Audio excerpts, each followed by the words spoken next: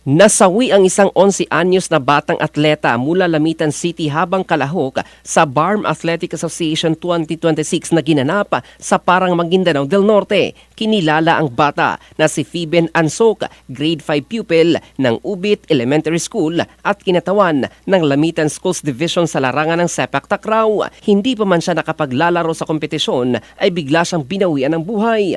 Ayon sa opisyal na ulat ng MBHTE Lamitan City Division, ang sanhi ng kanyang pagkamatay ay acute respiratory failure due to aspiration.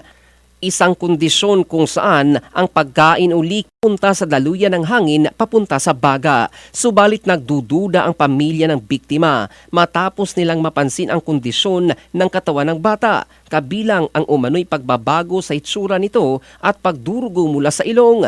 Ayon sa ina ng bata, wala umanong iniindang sakit ang kanyang anak bago ang insidente. Samantala, tiniyak naman ng pamahalang lungsod ng Lamitan ang pagbibigay ng tulong at pagsagot sa gastusin sa libing ng nasawing bata. Inaasahan din na magsasagawa pa ng mas malalim na investigasyon ang mga kinauukulang ahensya upang tuluyang maliwanagan ang buong pangyayari sa likod ng trahedya.